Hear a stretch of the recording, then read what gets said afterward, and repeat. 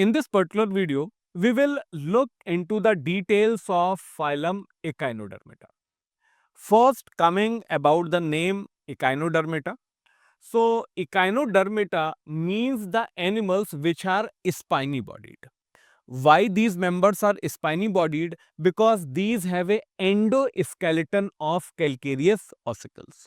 So the point to be noted here is that these calcareous ossicles are endoskeleton, so present inside the body.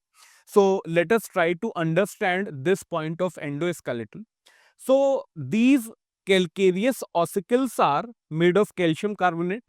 If we use the term calcareous, it means it is calcium carbonate. So these ossicles are spine-like structures present like this. Now these calcareous ossicles are covered by skin.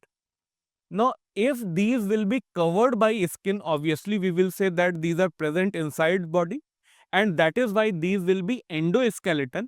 And since skin goes above it, so skin will look spiny, and that is why these animals are called as spiny bodied animals. That is the name Echinodermata. After this, coming to the next point, that is habitat.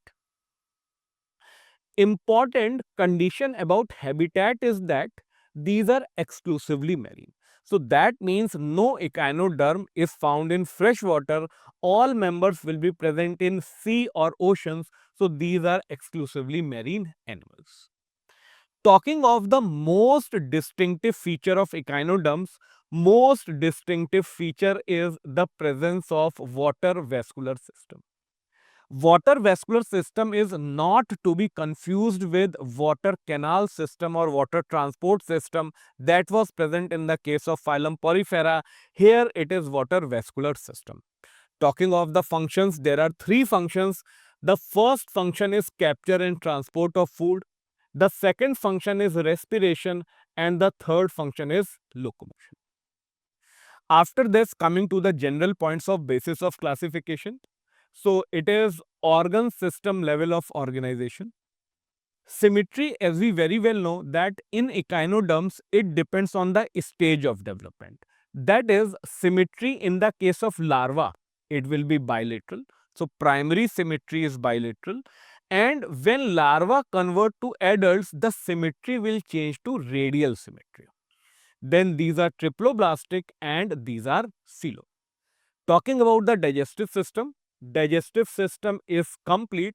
That is, both mouth and anus, that is, two openings will be present. Now, important condition is in them is that mouth is present on the lower side and anus is present on the upper side. So normally we assume that mouth should be on upper side and anus should be on lower side, but it is just reverse in this case. Now why this happens? Because they live near the bottom of the ocean. So say for example, this is a starfish. Now they will take the food material from bottom of the ocean. So that is why mouth is on lower side and lower side is the ventral side. So mouth is on lower or ventral side and anus will be on upper or dorsal side. After this, talking about the respiratory system. In the case of one function of water vascular system, we had written respiration.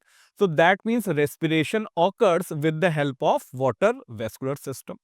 Circulatory system is obviously open in these cases. Now, a very glaring example of exception is the excretory system. Now, we say that the first phylum in which excretory system came was Platyhelminthes. So, in the case of Platyhelminthes, flame cells or protonephridia came, and ideally these should continue till phylum Chordata. But among these all excretory systems, Echinodermata is an exception, and in the case of Echinodermata, there is no excretory system which is found. Talking of the skeleton, as we talked initially that it is endoskeleton and endoskeleton of calcareous ossicles. Talking of reproductive system, so it is unisexual, so males and females are separate. Sexual reproduction is present. Fertilization occurs usually outside body, that is external fertilization, and it is indirect development, that is larva will be present and larva will be free swimming. Examples which are given.